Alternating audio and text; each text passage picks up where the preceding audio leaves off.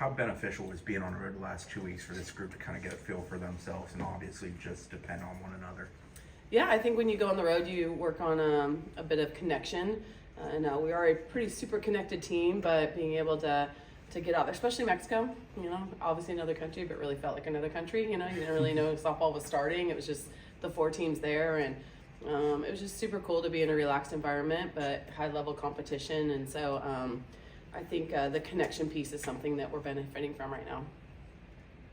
Coach, this team defy or meet your expectations when it comes to Clearwater? I would say meet expectations. I think we've been really big on the process piece and the execution piece, and we've worked really hard in executing pitching and defense and base running and hitting at the same time. And to see those start to come together, some high level pitching and teams that we're playing, I think that's something that we talked about after game 1 with Oklahoma State. Like, we were better than what we showed, and can we be more consistent coming to the park every day? So not so much on the win side of it. It's awesome to have the wins, but just the process piece and their ability to adjust in the batter's box and, against some of the offenses that we're playing.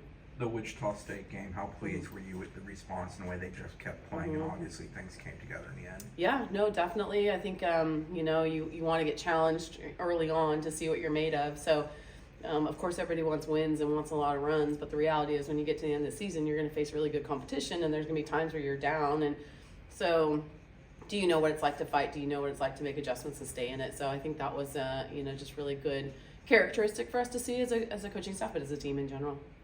Coach, how much confidence do you have in this lineup right now? It seems like every time someone goes up there, they hit an extra base hit. How does that help you as a coach kind of keep calm in those pressure moments? Yeah, I think as a coaching staff and coaches in general, we've been working since September to give them the tools to be able to compete in an environment, a high-level environment. So, I think when you're talking about the mental game and the skill sets individually and the skill sets as a softball team, for them to come out and be comfortable enough as a team to display that is just really reassuring on that side that now we can push 2%, we can push some things that are upper level that we're going to need, in the run that we want to make. So I think, confidence for me, but, we want them to have the confidence. They're the ones playing the game. So to see that, not freak out moment set in, but more of like, man, the challenge and how can we be better as offense right now against this challenge, Wichita State game, or, some of the pitchers that we faced. So they're just falling back in their training right now, and it's really nice to see, and, excited for what's ahead of us. Coach, have you seen some of the pressure taken off the pitching staff because of what the offense has been able to do so far? Yeah, always nice. Always nice to pitch with a lead. I think game of softball's changed. There's a lot more runs being scored in the game of softball right now. A lot more people trying to figure out how to manage pitching staffs. So, you could look at the narrative on the outside and what's going on outside. Like, for us right now, what we need to do, we need to shore up a bit of our pitching and defense. So that's something that we talked about and identified, and going to get challenged this weekend on some of the teams coming in here. But really excited. But, again, where we want to go and what we want to be, the game is changing, and we got to meet that expectation. I think it was like 64% of your runs so far this season were off home runs. ESPN put out a stat. How nice has that been? Is that something you kind of expected to rely on the long ball that much so far this season? We have a wealth of seniors returning that have some experience. So, being able to sit pitches and do some things has been from the experience side of it. But, you look at those freshmen last year with Issa and Jay and, the ability that Kennedy Hart, the production that they're having right now and, is almost returner minded. They're doing a really good job of that. So, I hope we have many ways to win. I hope we can utilize our speed. I would say the UCF game was a lot of situational hitting, so when you can be a home run team, that's great, but when you're only one tool team, that struggles sometimes when you get against better pitching. And so seeing our ability to do different things is going to be a confidence builder for us too. What are you hoping to see against FAMU tomorrow that hopefully helps prepare you for a tougher test this weekend? The big thing right now is, you get 1 day of practice and you got to go out and play. So, this is going to be a challenging 5-game series for us. How strong are we from the beginning to the end? FAMU's always scrappy, new coach and Brittany and what they're getting after with, playing some teams really tough right now. So the record may not show it, but they're a better ball club. So can we handle the scrappiness that they're going to bring to us and the speed that they're going to bring to us? Coach, we've seen Jazzy make 1 start this year. She's come in for you 5 times in relief. What do you like about her as like a closer? I know that doesn't really exist in softball, but we've seen her come in and throw like the final 2 innings multiple times. Yeah, I think it exists in softball, and I think we've done it for a while. And I think that as a freshman right now, to understand that role is high pressure. And so, can she be comfortable in those moments to hold, the lead, but yet still just pitch by pitch mindset? That's a very veteran mindset. It took Kat a while to get that understanding of how to do that. And so we've talked a little bit about that and being in more moments. Can you feel that pressure moment, but then step back and be like, man, it's just a draw ball, it's a rise ball, it's a curve ball. I'm trying to be really comfortable in those moments. So, throughout the season, I think Mac Leonard was another one, kind of found that role towards the end of her season. So we're just trying to figure out different ways and give people different looks. So I don't think there's anything written for us right now, what they're going to be, but it's more getting experience in those moments. Michaela told us that Jazzy doesn't really play like a freshman, and I heard on a broadcast they said that she's not afraid, Jazzy isn't afraid to shake off pitch calls from you. Can you talk about her confidence in the circle? What do you like out of her? So she's a self-made pitcher. She has a brick wall at home that she goes and throws to. Her and her mom and her dad are very committed to like trying different things at a young age. So when she would come here to camps and clinics, she would learn things and then go back and a month later come back and like, oh, I've learned this. And so we shared a lot of information in her development in high school. So now it's a pretty comfortable conversation with her. And, my whole thing is I'm just throwing down a menu and you're the one pitching the pitch. So if you're comfortable saying, no, I don't want that and I want to throw this, and I'm all for it. So she has very mature conversations in that. But I think it started a long time ago in her desire to be better in mixed speeds and do some things that she wanted to do. And so you want people out there to make their own decisions because they're the ones playing the game. How ready is this team to be back at home, playing in front of their home fans? Yeah, I think obviously being in your own bed and, eating your own food and all doing those things. I know our director of ops is probably excited about being at home right now.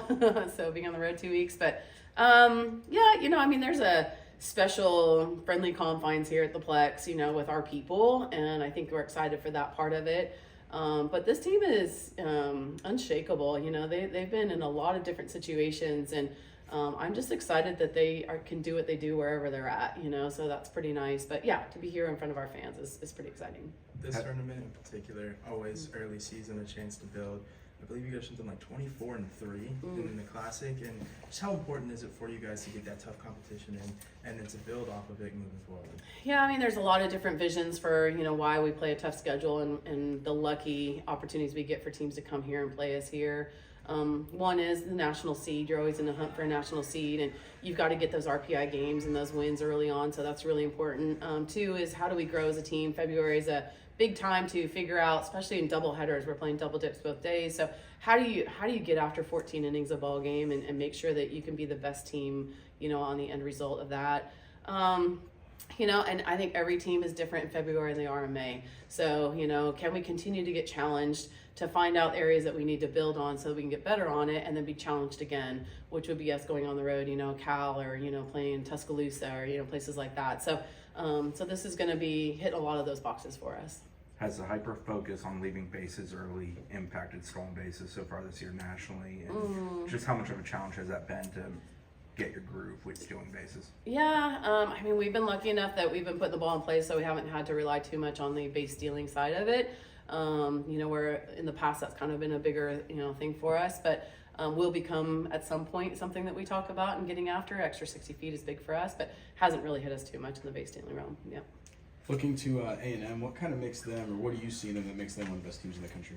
Or Texas A&M, sorry, I don't know if I specified. Yeah, no problem. Yeah.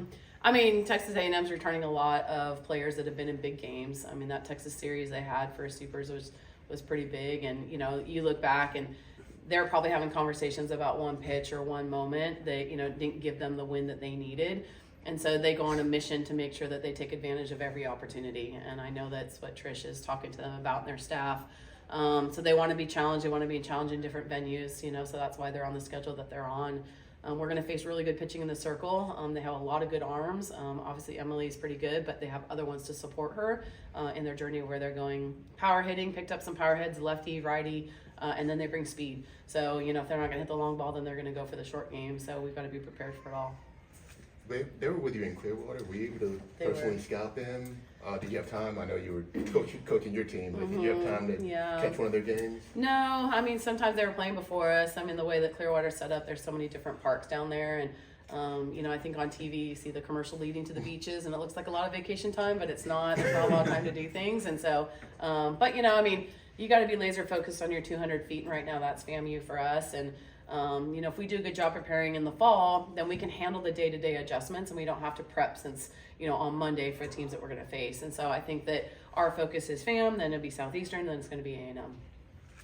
Coach, I noticed that Kaylee Raptor is no longer on first base for you. She's in the dugout. It seems when you guys are at bat. What's changed about her role with the team? I mean, I think, you know, you always try to figure out how you can be better as a staff, and I think she has pretty good connection with some mechanical adjustments. She works a lot with them in the cages, and so as you build that rapport and you start working on, like, you know, how do I get to certain pitches and do certain things, it's nice to have that person right there, where TCAM's a little more on the infield side and the glove work side. So I think our staff is really good at, you know, balancing and making adjustments each and every year on what we need to do. But I think that relationship and just prepping them to go to the at-bat, what they need to do in their cues. Sweet. Yeah.